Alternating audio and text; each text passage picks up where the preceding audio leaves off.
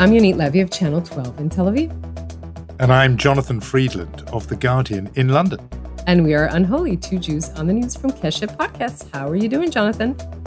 I'm doing very well. I'm very excited because we have broadcasting royalty on Unholy this week. Our very special guest is none other than the founder and boss of This American Life, Ira Glass. And that is very exciting. And it's nice that you mentioned the word royalty, because I assume, knowing you so well, that you are now camped outside Buckingham Palace, waiting, sleeping there for 3 days, waiting for a glimpse of Her Majesty or her procession. You find me in my sleeping bag with a lawn chair in hour 38 of my vigil of monarchism on the Mall as Please I wait send me a for the picture of that procession. imaginary image you just described. Yeah, there's going to be no photograph of that. In my little corner of North London, actually, there are two reasons why there is not a huge amount of bunting and flags around here. And I would say, as people, long-time listeners will know, very Haredi neighborhood, and they're not big on royal jubilees particularly. So there's no red, white, and blue bunting for that reason. But also, I live in this area, this borough. Hackney is known for its radical tradition. And it's, these things are often notional, but I do notice walking around, there is just less of it here than in other parts of the country and in parts of London. There are a few places where you can see the Union flag, etc. And usually for Jubilees, there have been, because remember, there have been quite a few of these Jubilees. Normally there is a street party at the non-Haredi end of the street. And I'm not kidding. This street has a Haredi end and a non-Haredi end. And the non-Haredi end, there's usually a street party. I haven't yet seen evidence of that, so I don't really know why. I'm not the lead organizer, as you can perhaps imagine. But as yet, that hasn't happened. But it may in the coming days. So you live in the party pooper neighborhood? You're living in the party pooper neighborhood, just to make it clear? Yeah, I suppose so. I mean, they that's a very earnest and po-faced possibility but I will be honest with you and admit, much as I have misgivings about the nature of hereditary monarchy in 2022, I do quite like these national moments of celebration. And what's so weird is the Queen has ruled for so long that people are genuinely nostalgic for previous jubilees, right? So people of my vintage remember fondly the Silver Jubilee, which is actually when I was 10 in 1977. And so I remember that. And then you think back, what was I doing during the Golden Jubilee, 2002? We just had a very young baby then. That's how the mind works. This one is the Platinum Jubilee, or Platyjubes, as it's become known. No, really? I know. What is wrong with you people? Why turn it into something that sounds adolescent like that? I know, Platyjubes. It's horrible, isn't it? What you're doing for the Platyjubes. At first, people thought this was a myth, but, it started trending on social media. This is a country where people sometimes call dinner, din-dins, and everything is always abbreviated. It's in that kind of banter way of speaking, so you sort of abbreviate and give it a nickname. Posh and Becks instead of Beckham, it's that. It's that bit of the English idiom. So Platinum Jubilee has become Platyjubes. Well, we can send a mazel tov to Her Majesty from the former loyal subjects of the British Empire in the Levant. I think it's very exciting. I think that she is one of the last living examples of a consensus. I mean, even you who object to monarchy would agree that she is a great monarch. Yeah, no, it's quite true. And, this is how long she's been around, that I can be nostalgic for the time when I was a very active Republican, and my first book with subtitle was, The Case for a British Republic. I would say to audiences of fellow Republicans, listen, you are going to have no progress at all while she is there. She is just the exemplary head of state, and you've just got to know when you're beaten. I mean, put your hands up. This one individual is just exceptionally brilliant at being the monarch. And you're right, she is a figure of consensus, and in polarized times, she's the one figure that people do kind of coalesce around, and it's very hard to be against that. But you're right, in terms of our editorial process, you and I exchange little WhatsApps where you go, oh, can we talk about the Queen? And I go, really? Do we have to do this? And here's my worry. It's not an anti-monarchist worry. It's the worry that, isn't this just some kind of British niche, and our show is really about Israel and the diaspora, two halves of the Jewish world. And I sort of worry about being in a British niche. But what you always remind me of, and I have to say my travels around the world always remind me of, everybody around the planet is interested in the royal family. They are. And sometimes it's the only thing about Britain that they find interesting, that you can go to the furthest flung corner of the globe and there's someone there who will say, oh, please tell me about Harry and Meghan, or have you met the Queen? Have I told you about the time I have met the Queen? Have we ever done that? No, you waited until this Platinum Jubilee to tell me the story? Yes, please tell the story. It is true that for the Golden Jubilee, the Queen in 2002, so to mark her 50th year on the throne, at Windsor Castle, and that's quite unusual. They normally do things at Buckingham Palace in London. But at Windsor Castle, they invited the press to come for a sort of media reception. At that point, the Windsors, the royal family, were it'd been a choppy few years for them over Diana and so on. So they needed the press on side. And my honest admission to you is that it is one of the very few times I have been rendered totally speechless. And she came over to our little cluster, and there's all these rules about when you're meant to speak, you're not meant to speak unless spoken to. All these other journalists next to me, I think they ignored those rules and began talking to her about it. And she asks this question, have you come far? Did you have a good journey? That's her opening thing. And they started talking to her about roads and motorway building. And I could not think of a single thing on that subject to say. And so I smiled inanely. I looked like some gibbering idiot, really, because I just had this kind of simpering smile on my face as I tried desperately to think of something to say. And then by the time something had popped into my head about, road safety, she had moved on. So the Queen rendered your co-host utterly mute. At least someone does. At least someone can. At least we know that. But we also have to mention that we're in a bit of a festive mood in the Unholy desk as well, right? Because It is our Diamond Jubilee, or Dimey Jubes, if you would call it that way. It's our 60th episode. And, I'm very excited about this. It's like, I want to quote Anna from Frozen. Like she says, I don't know if I'm elated or gassy, but I'm somewhere in that zone. So I'm very happy about this. Really, I think we should celebrate this for a moment before moving on. 60 glorious 60 glorious. Who thought we would survive me giving Boris Johnson the Mensch Award? But we did. So I think it's somehow we came through it. And yet our policy is the very reverse of the monarchy, because the monarchy's reverse is to say nothing. And we've managed to reach our Diamond Jubilee by saying quite a lot. Quite a lot. And another, that's a lot of talk, 60 episodes. Indeed, indeed. So as the Duke of, Hackney North and Stoke Newington, and the Duchess of Central Tel Aviv and the Israeli Coastal Plain, I think we can continue with our program and talk a little bit. I like that you've thought about your title. I thought about, what do you think about it? I mean, you can give me a different one if you want. You're the... Well, you can actually do that. You can have a double title, and it can be one place in Britain and then one place that isn't. So I love Lord how serious Lebedev, you got. You became very serious now. I did, but Lord Lebedev, who's the son of a Russian oligarch, is Lord Lebedev of, I want to say Kensington and Siberia. Okay. But of course, our historical-minded listeners will want to know about Herbert Samuel, first governor of Mandatory Palestine, who was Lord Samuel of Toxteth, neighbourhood in Liverpool, and Mount Carmel. How about that? That is nice. I think that is a great title. That is very nice. Lord, can I steal that one? I don't know if I... So, you've now got the whole coastal plain, but, if there's a mount that you would like to make yours, then make that mount yours, Yonit. Now's the moment. I'm thinking about it. Can I have... I'll think of something by the end of the show, okay? Yeah, no, don't worry. The Queen is not in such a huge hurry to hand you a peerage that you need to say it right now. But it could happen. So there's been some news since we last spoke, which we should talk about. Indeed. I mean, I think that means we're shifting gears from celebrations that look festive to celebrations that aren't completely festive. Would that be an interesting way to connect it? Maybe. Okay, so we're talking about the Flag March in Jerusalem on Sunday. Biggest flag march to date, about 20,000, maybe even more. People marching in it. Now, we have to say something just to set the stage. The Flag March is originally intended to sort of celebrate the unification of Jerusalem after the 1967 war, in which the Israeli army marched into the eastern part of the capital, took over the Kotel and the Wailing Wall, and what was left of the Temple, of course, and the Temple Mount. A huge military victory and a historic event. But having said that, we have to mention that this specific event, Yom Yerushalayim, the flag march in the celebration of the unification of Jerusalem, has never become this all-encompassing Israeli event.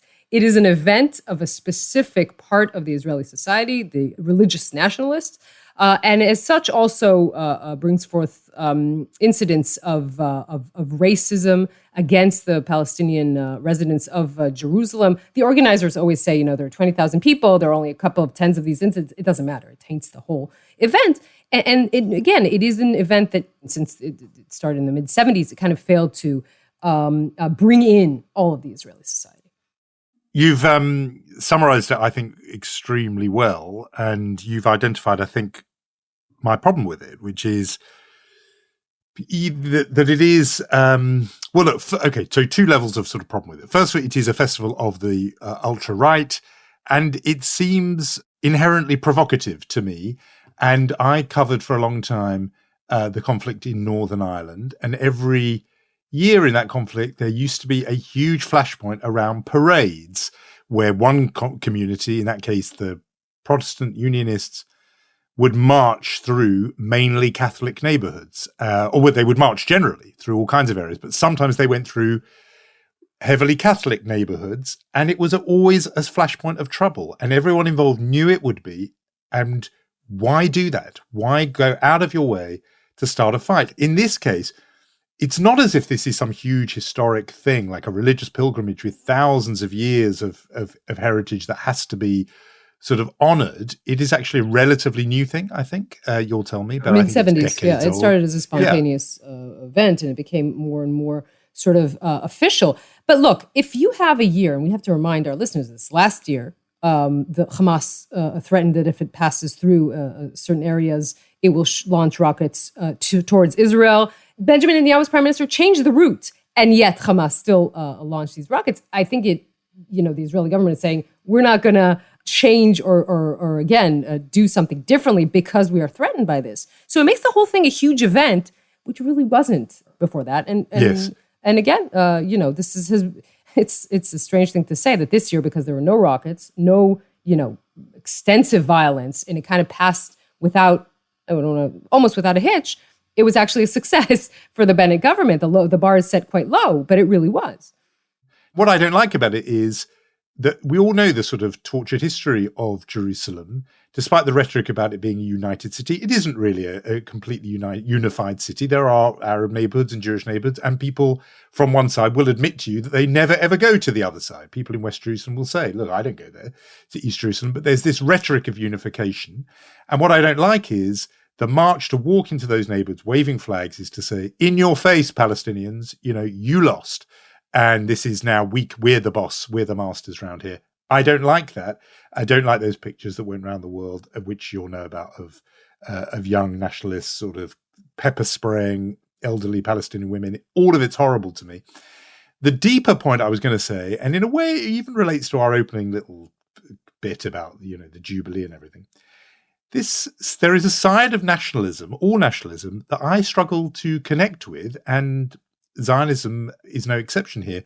I know that makes me out of step with a lot of Jews, let alone Israelis. But there is a gut feeling that I have there. And this thing, the March of the Flags, brings it out even before it turns ugly and violent and sort of aggressive. Even if it didn't, because the interesting thing is, by the way, I said it has become a part of the religious nationalist part of Israeli society. What is often left out of reporting is the fact that there's also a gender separation. There are women marching in a separate march in a different route, and men marching in this route that we're talking about through the Muslim quarter. And it's very interesting because you don't hear about violence or racists. It's just a dance, and it's walking around with flags. And yes, it's from the center of Jerusalem, the western part, to the eastern part. I don't know if many Israelis would find that problematic. People just dancing, walking around with a flag.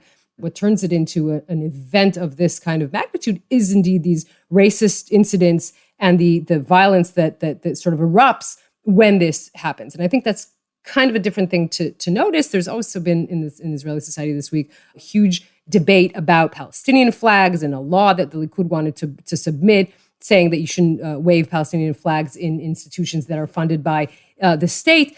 A lot of angst around flags. We have enough reasons to be upset about many things. I think that if we could just maybe lower the tensions around that. Just to point out, Jonathan, that I talked about the fact that it is a success for the Naftali Bennett government. We are now not in the situation where that really matters anymore for them, because we are seeing really the end of this government. I don't know want to say any day now, but any week for sure. Has something happened that makes you say that? Yes. Something happened, and it sounds. I'm kind of worried about a deja vu effect here, because every week I say to you, the law that will be submitted next week might be the thing that topples the government. But the law that is supposed to be submitted this week is the law that extends the emergency measure that is renewed every 5 years regarding the settlements, which means that criminal law, key civil laws will apply to Israelis living in the settlements.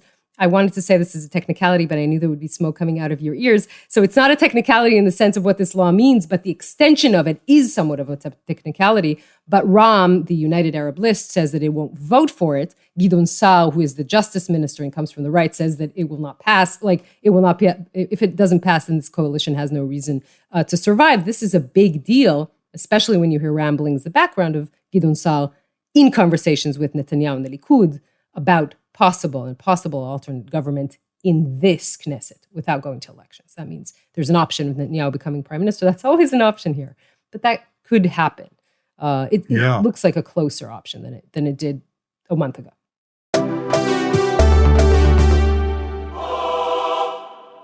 And so, to our very special guest. Ira Glass is the host, co-founder, and executive producer of This American Life, and is largely credited for heralding the podcast revolution, also dubbed Godfather of Podcasts in certain publications, also credited for reviving public radio, the first news program to win the Pulitzer Prize for audio recording, also Peabody Awards, Edward R. Murrow Award.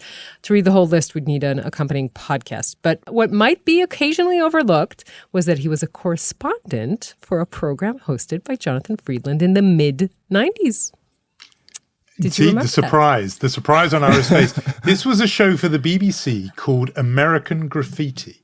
And it came out in the 94, 95. And one of our correspondents was a cub reporter in Chicago called Ira Glass. Oh, my goodness. I'm afraid I don't remember this at all. What did I cover for you? You would do, I think, kind of slice of life stuff out of the, the middle, the heartland, as in it wasn't DC, it wasn't politics. It was what was going on that week on your patch, really. I know, it's amazing, but you were on very regularly. But it was 94, 95. Wait, what? Yeah, no, I don't remember this. We're not making this up. It really happened. I was on the BBC? Yeah, it was a BBC show on what was then a new network called 5 Live. It's still up and running, but it was a new show, new network. I mean, you've left a strong mark on my memory, so maybe it wasn't that regularly. But just tell me now, if we go back to the mid-90s, what stage of evolution was what you are famous for and This American Life? What stage of evolution was that? Was that just a gleam in your eye then? What stage were you in that development?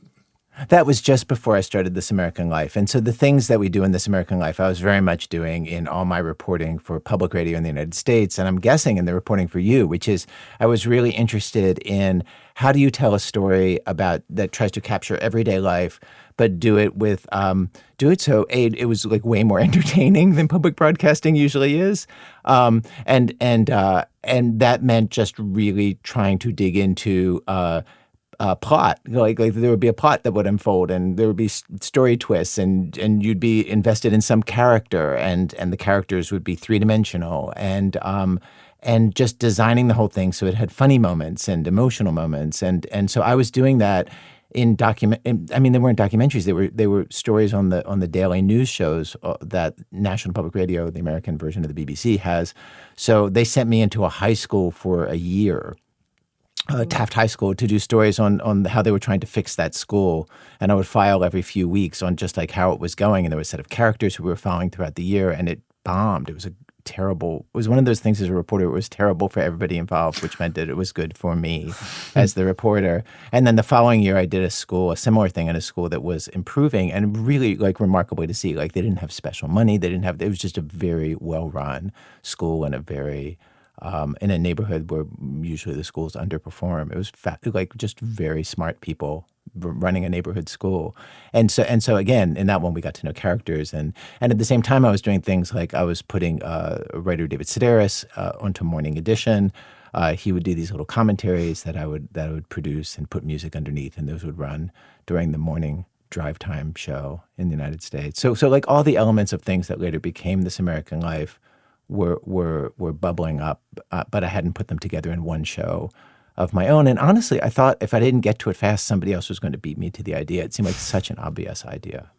Because it's amazing, isn't it, that like as it is with many revolutions, right, that if they're successful, it's kind of difficult to remember what happened before. But I mean, the way that you brought forth this revolution, I mean, you talked in a way that people weren't talking on the radio. You told the story in a way that people weren't before you showed up in the scene. I think people it's 25 years, but people kind of need to realize just how revolutionary that was.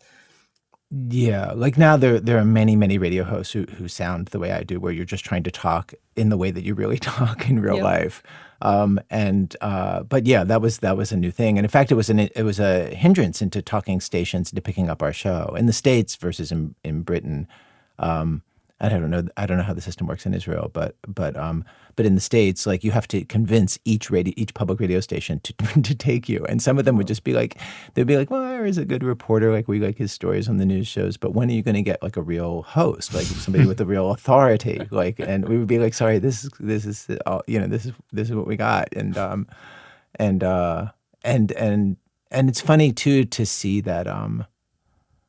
I don't know. It's like that part of it that's something that other people saw the utility of, like saw that, oh, this sounds good, it feels good on the radio, like we like none of that. I didn't think that was going to catch on. It's partly because, isn't it, you were pushing against what was a very sort of stuffy medium. Public radio was very formal. I mean, I was obviously there in the 90s. Remember, it was kind of stiff-backed and formal, and so you were pushing back against that. And now, because of you, partly, largely because of you and This American Life, it has become almost the kind of normal way of fronting, particularly podcasts. It's a style now. Yeah. So I'm interested from your point of view, what is actually the difference, if there is one left anymore, between the grammar of a podcast and the grammar of radio?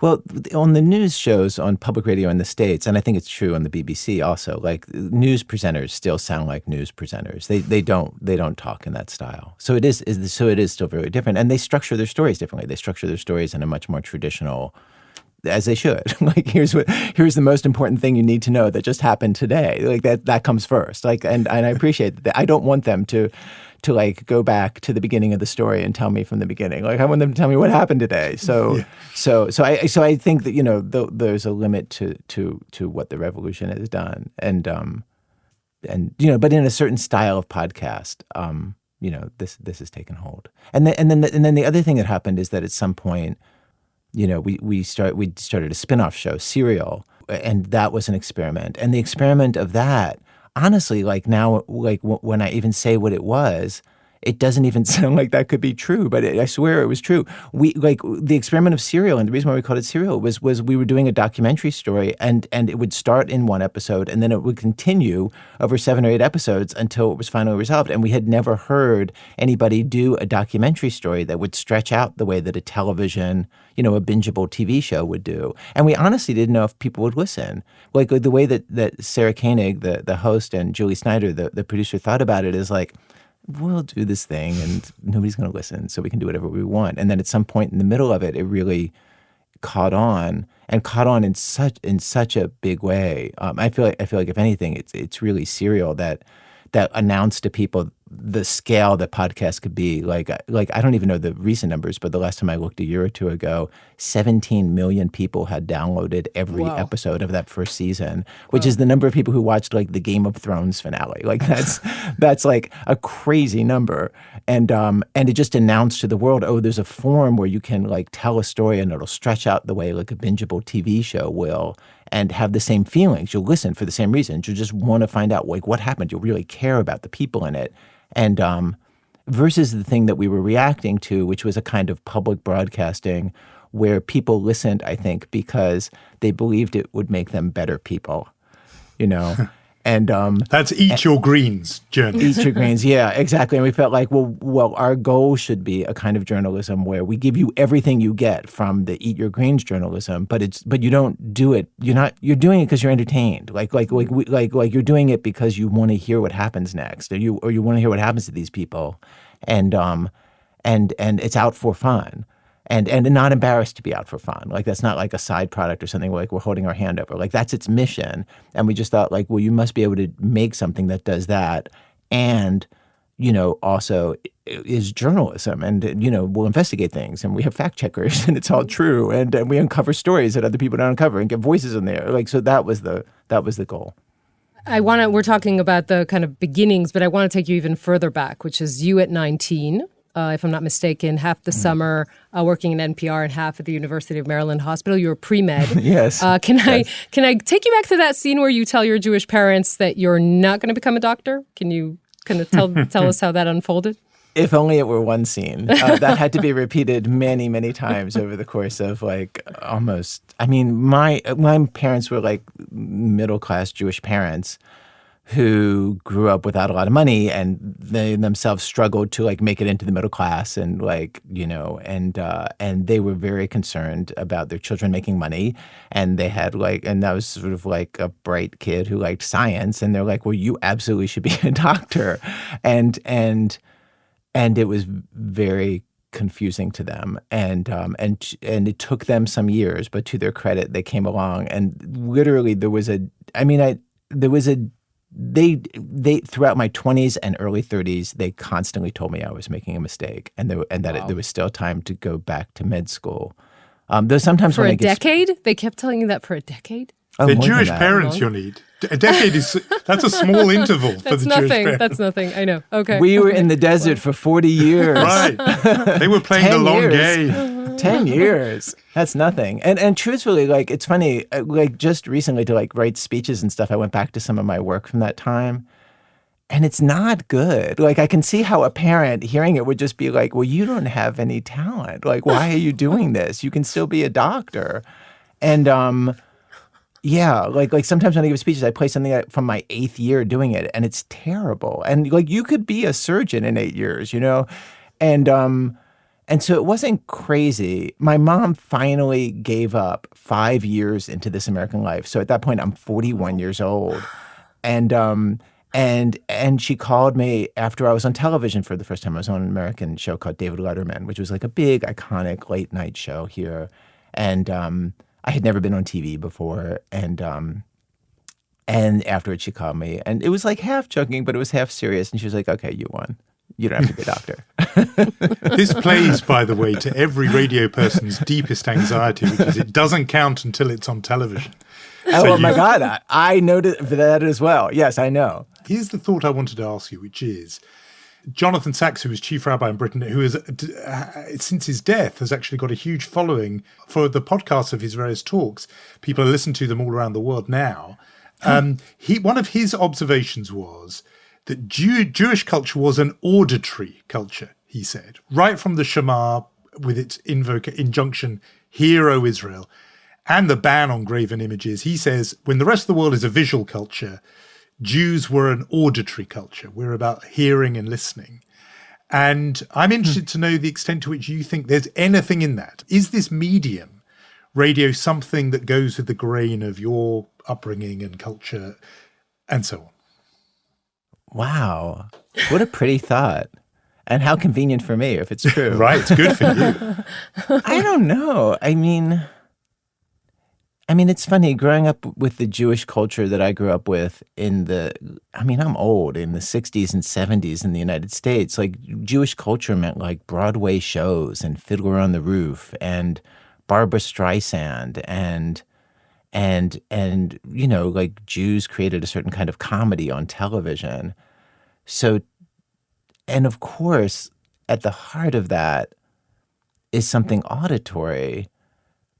But I to me that seems a little small. To me, it's actually the desire to entertain and envelop at the same time that that you're trying to tell your story. I mean, like when you go to a Holocaust museum, it's so designed like almost by Hollywood. You know what I mean? To work on you. It's like it's machined by people who know how to get to you, and your feelings.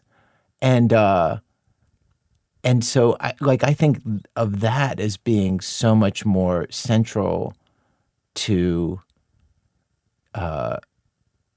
Jewish culture than simple auditory experience. And in that way, I have to say our show really conforms to that. Like our show does have like sort of the aesthetic values of like Fiddler on the Roof. You know what I mean? Like where we start off with like a funny story and then try to build up the stakes to something more serious, until finally the story is about like the most serious things that it could be, like parents disappointing their children and children, and parents trying to deal with their children not marrying other Jews or not becoming the doctors they wish they had been. This is all leading us to think that there's going to be This American Life, the musical, very soon. But you're talking about Israel, and the episode you did here, 2002, it's called Give It to Them. By the way, if you listen to it today, what's terribly depressing about it is that nothing changed. You could just press play on the episode, right? Besides the fact that Ariel Sharon and Yasser Arafat are not part of it. And it ends with you saying you could order the tape of this episode. It's 2002. But besides that, nothing is changed. You say there's something that I found that really speaks to, and I think it's important for our listeners to kind of understand just how deep you go into, the place that you visit. In this case, it was Israel. And you say there, when you live here, you talk about Israel, you split yourself in two. You have knowledge of violence and you decide at some level that it is not going to touch your life. I think it's very, very accurate to the way Israelis live. Can you tell us a little about what you were surprised by and what your thoughts, I mean, maybe this is a very general question, but what your thoughts are of Israel 20 years after this episode? I feel like I don't have profound thoughts about Israel. I mean, I have what I read on Haaretz and, in the American news. And so I don't want to try to offer insights about Israel at all. If anything, like in terms of like the way politics is going there, it seems like it's further along the path that the United States is setting down with just the way it's divided and honestly with the strength of the right wing, and the way it's that it has closed off like possibilities for the left. But I don't know. When I came, everything was new to me. Like I remember being on the flight, and I had never heard anybody speak conversational Hebrew. I remember hearing somebody order a Coke in Hebrew, and I was like, "Whoa, that's crazy!" Like I had never. It sounds holy. I was like, "Oh wow!" Like, and it was just like every part of it, and then. I had never been, and so I had all the feelings that people had. There was one thing that somebody said to me that I think we put in the episode, though it's been so long since I've heard the episode, that I've thought about so many times since. Just reading the news where they said Americans think that the problem between Israelis and Palestinians is that we just don't know each other. And if we were to sit down at a table and we would get to know each other and talk through what each of us needs and how each of us sees our futures, of course, we'll be able to come to some common understanding and make some common future. And I remember the person who said it said, this is a very Christian idea. He says, the fact is, we know the Arabs and they know us. We know the Palestinians and they know us. And like we eat the same food, like we look the same, like everything's the same.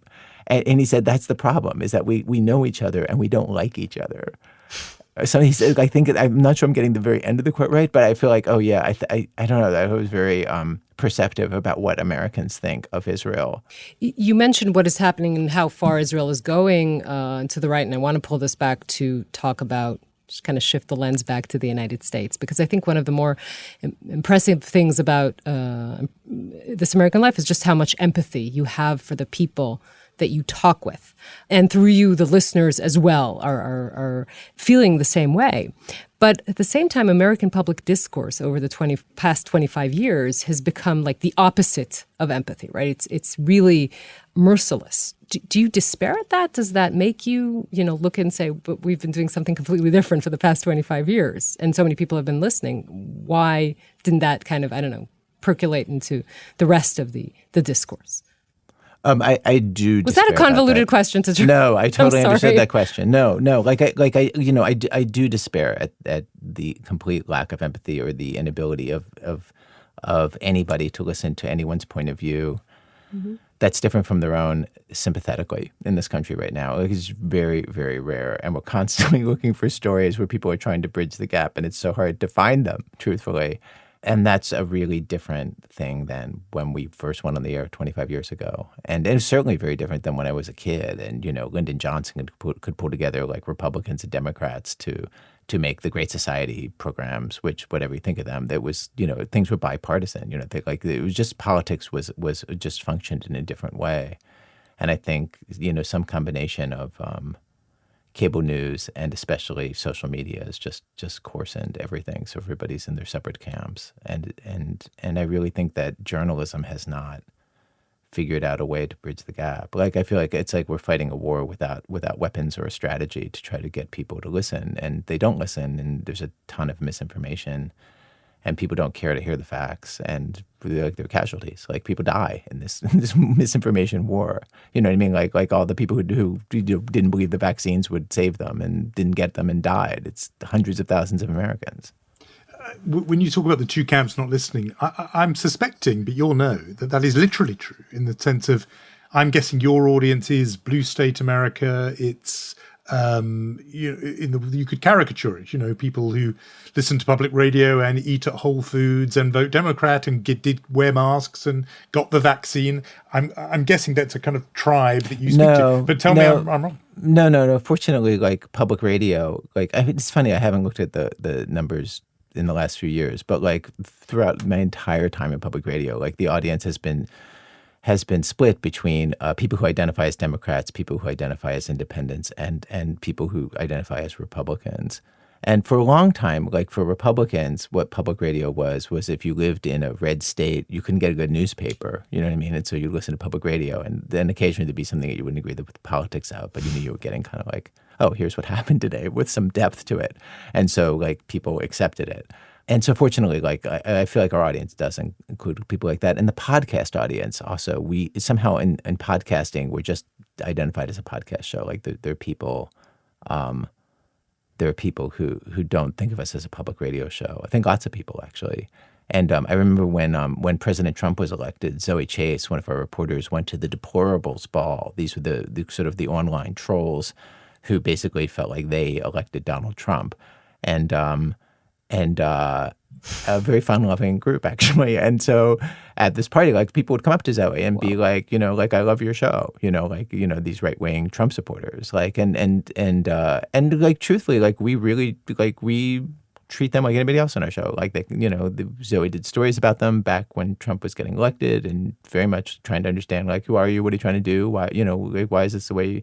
I feel like we're we have the advantage as a documentary show of just being able to say, like, yeah, we want to just understand you and go in, and I hope people feel like they get a fair shake. And so in that way, like, I feel like we get a little bit of leeway. That said, I think generally, I don't believe that we're convincing anybody of anything anymore. And I feel like when I was younger in journalism, I did think that was possible. I didn't think it was common. I think none of us changes our opinion because of it. It's so rare. If you can think of, like, did you ever change your opinion from on any big issue, on abortion, the Mideast crisis, like anything, from something you read in The Guardian or like something you heard on the radio? Like what article could possibly do that? That's not how our political opinions form. So I think it's naive to think like, oh, as journalists, we put something out in the world and it changes people's minds. So I did believe that when I was 20. Like, I don't believe that. Like, the empirical evidence says otherwise. What's been interesting to me is something that I never understood or anticipated, which is you can change people's minds if you create a kind of virtual reality. What do you mean? Like when Fox News when Fox News and the right-wing media in our country all kind of move in lockstep to assert something about voter fraud, for example, through sheer repetition and through so many examples. Like, I don't think a single journalist would be able to accomplish what hundreds of people and people online and people repeating it, Like I do think that journalism can change the way people perceive an issue, but I think that you have to kind of have an army, you know what I mean? And you have to be in there every day fighting the fight. And obviously, like, fact-based journalists are doing that as well. But and there's excellent fact-based journalism every day. But I don't know. I never thought about it when I was a kid that, like, oh no, the way to actually change people's minds is to create something like Fox News, like that you would just be on all the time and be pretty entertaining, like be pretty compelling. Like say stuff that just gets you excited. You know what I mean? Like that's good entertainment values. Like they know what they're doing. Like they're competent, and like that would be the thing that could change people's minds. I think we should lighten the mood with a little bit of David Sedaris, and this is a place where I confess that my favorite ever episode is really David Sedaris, The Americans in Paris. So my favorite This American Life is actually not in America. But there's this quote that kind of stuck in my mind that you write about him. And you talk about this discrepancy is just sort of, he's very successful at this point, or beginning to be very successful, and he's a best-selling author. But he's kind of this walking around in France and kind of feeling like this nobody, because no one talking this broken French. And you say this: I think for most people, there's a normal balance that has to happen of believing that they're a somebody to believing that they're a nobody. And I think that what happened to him is that the somebody side of that equation got crazily inflated, and so the nobody side had to hyperinflate to catch up. So we talked a lot, I hope we talked, about, I want to turn this on you and say, I mean, we know the somebody that you are. How do you balance that out with a nobody side? I mostly feel like a nobody. Like walking around, nobody knows who I am. And when I meet people, I'm not famous, and I'm podcast famous. Like, I'm not famous in the kind of way where, like, when I check in at the airport, they're like, oh, sir. Or like, I can't, like, even at a restaurant in New York, like, we don't, we wait for an hour and a half like everybody else, And fortunately, like, the people who I work with and, the people who I love, like, give me no special deference.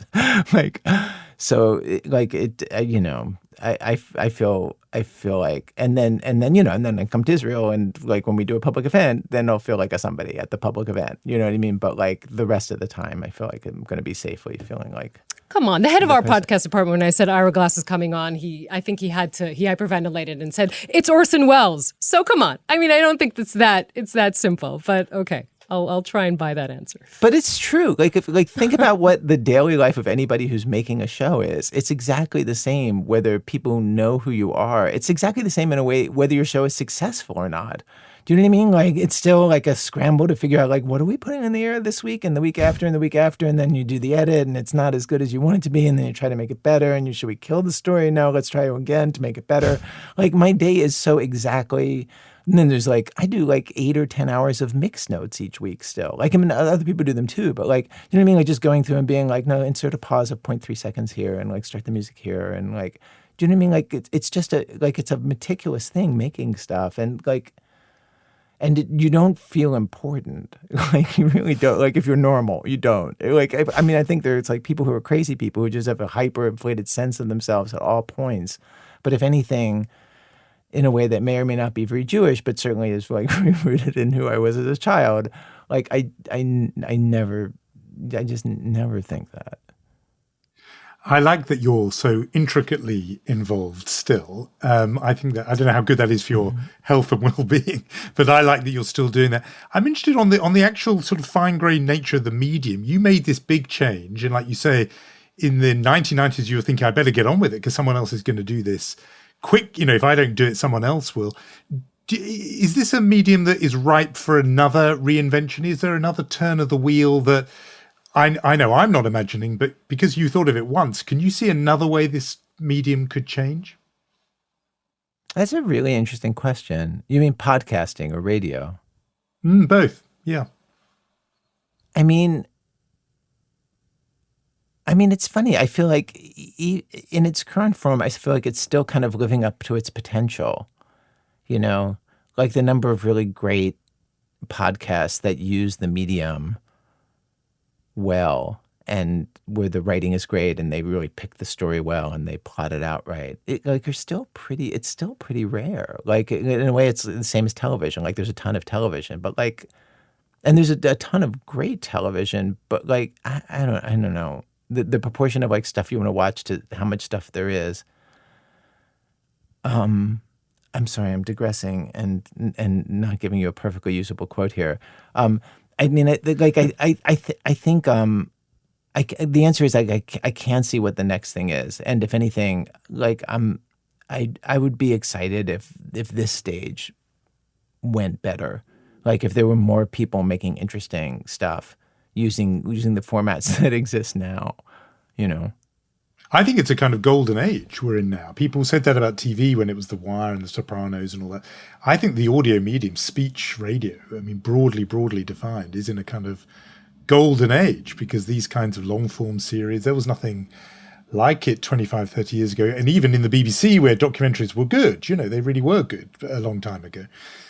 This is something wholly new, and it's partly down to you. So I do get that we don't need a kind of reinvention because we're still on the first one. But it does beg the question because you set kind of the golden standard, and now everyone has a podcast. I mean, you know. Oh my God! Barack Obama and Bruce Springsteen. Why? And The Daily and the New Why?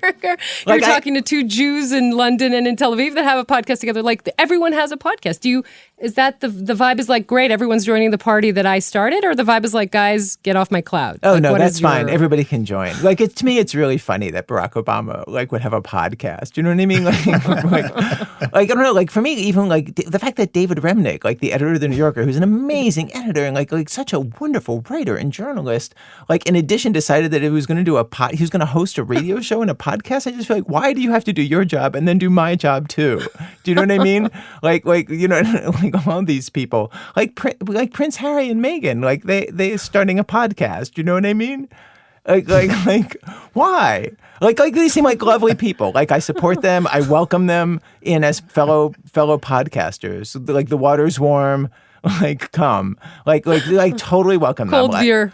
But like it's just to me it just seems like such a particular choice. I actually got a chance to ask them this question: why are you doing this? And to Harry and Meghan. Yeah.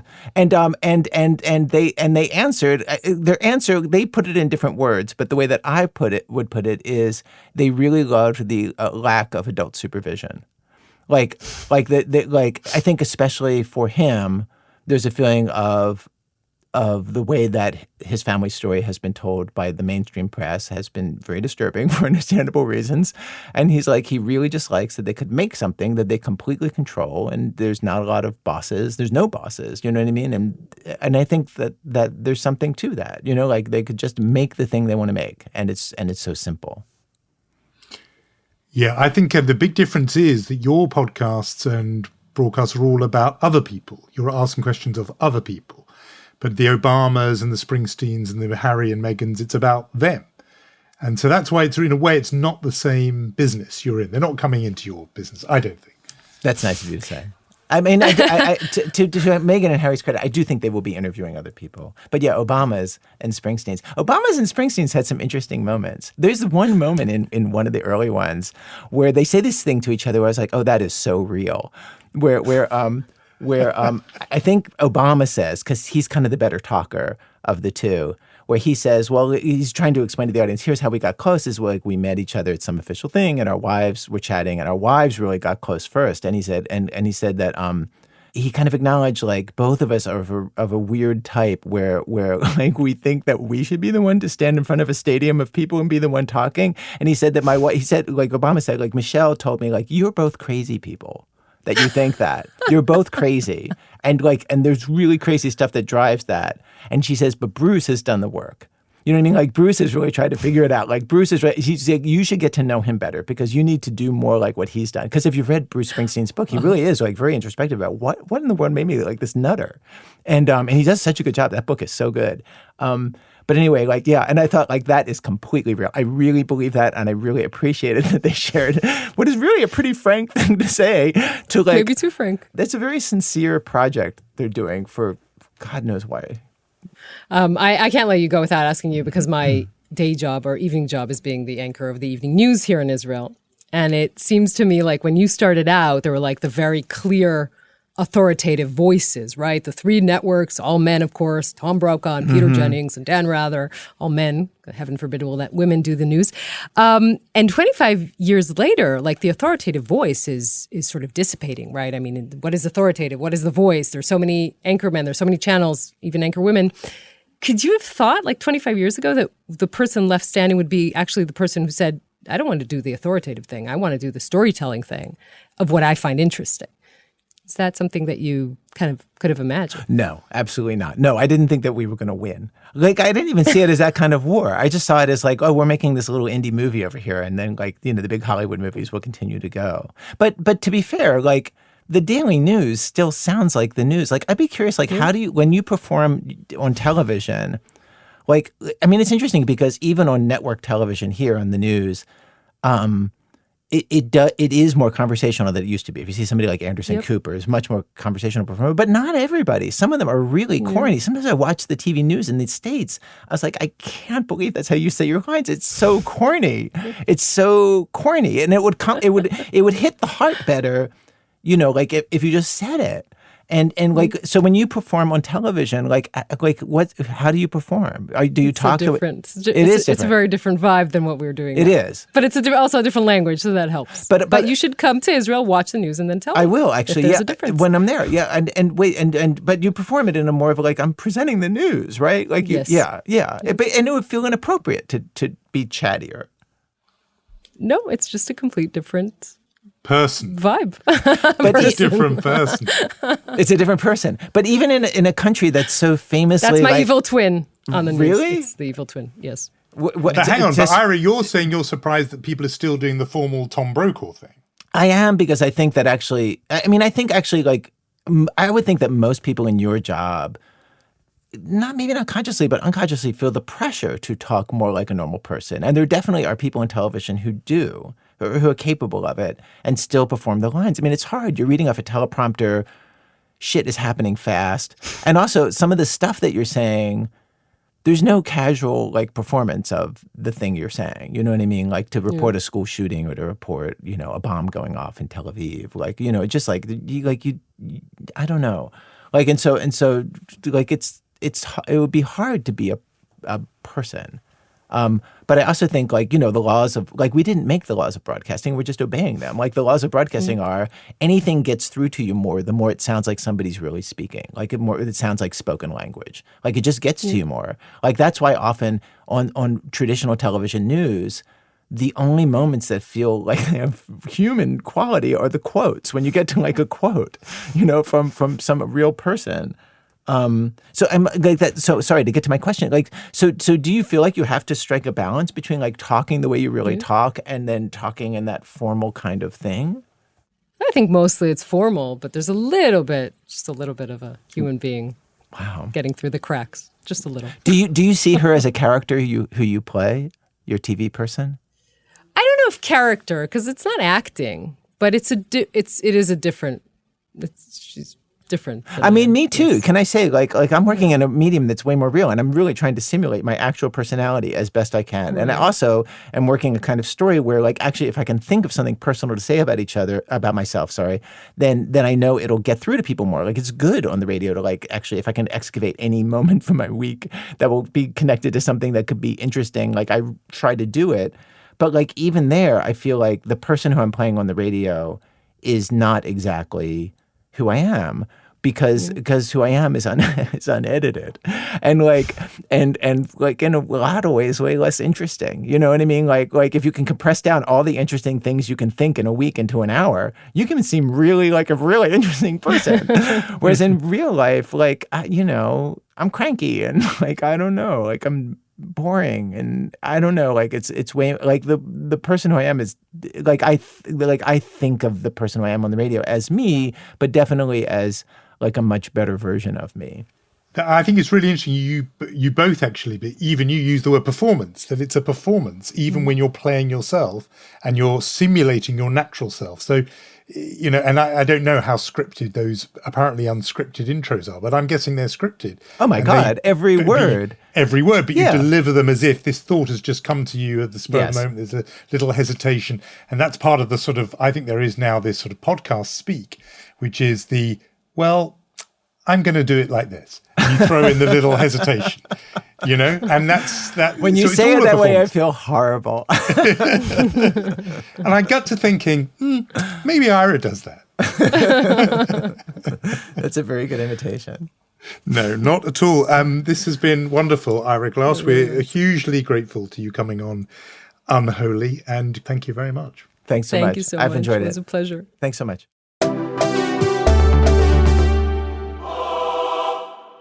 That was an amazing conversation that I want to talk about, but I should mention that Ira Glass will be in Israel June 22nd at the Tel Aviv Museum in a conversation with wonderful Israeli author Etgar Keret. They're also personal friends. They will talk about storytelling, and check out the link for that event in our show notes. Jonathan, thoughts?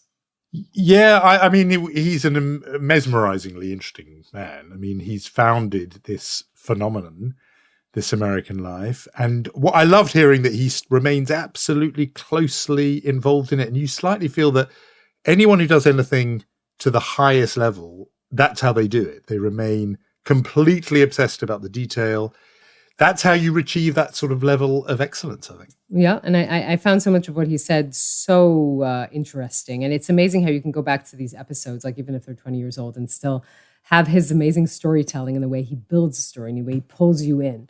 Is really remarkable. What he said about, journalism and truth and going into this war without any weapons is something that will resonate. There's so much else there in that conversation, but that's something that I will take and that will resonate. Yeah, it was a great pleasure to hear. That's why he's the best he is. So we will stay on the topic of Chicago, if that's okay with you, just a little bit. Yes. That city is close to my heart, and we're close to winding up our conversation, but we do have to do our mention, our chutzpah.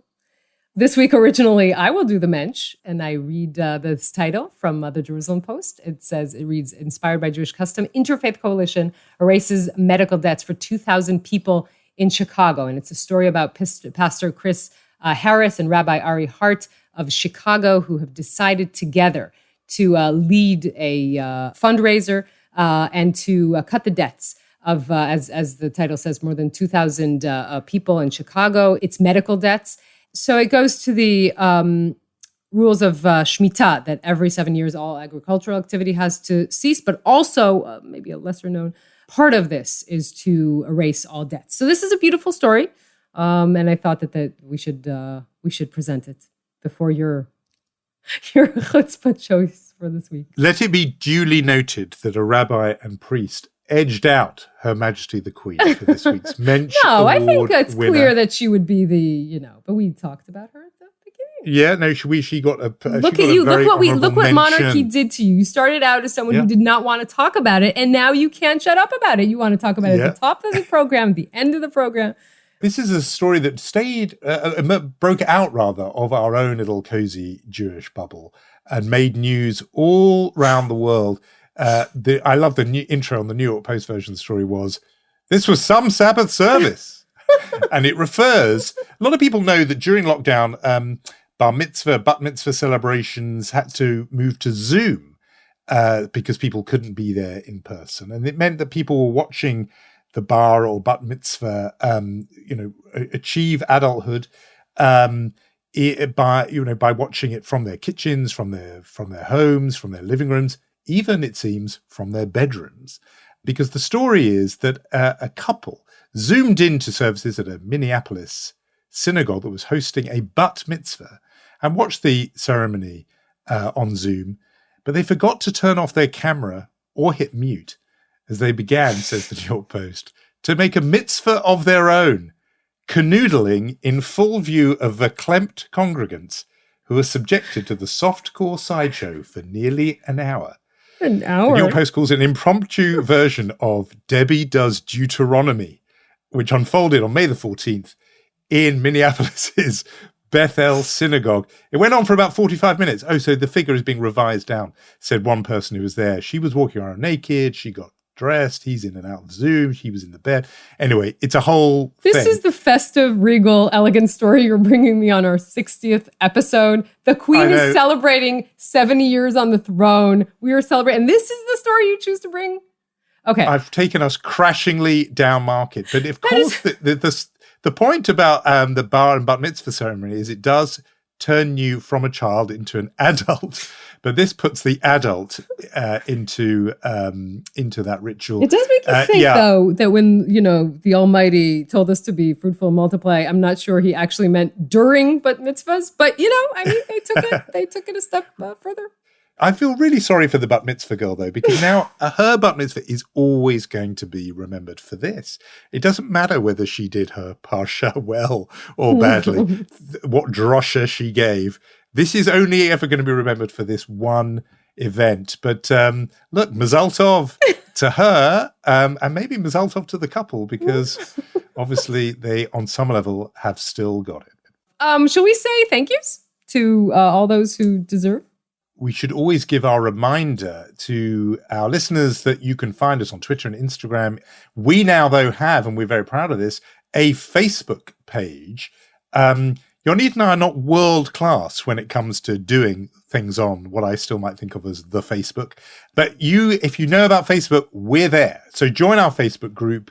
Do chip in with your ideas and opinions of the episode. Our Facebook group is called Unholy Podcast, Jonathan. Just so people know how to find us. Oh, that's a crucial bit of information. So it's called Unholy Podcast. And we will say our thank yous to Ira Glass, our producer, Omer Primat, who's our tech whiz, romantic head of podcasts, and Ira Glass for original music. Jonathan, don't get too crazy on Jubilee, because we need to meet next week. Yeah, after the platitudes, we will meet. See you then, Yonit. See ya.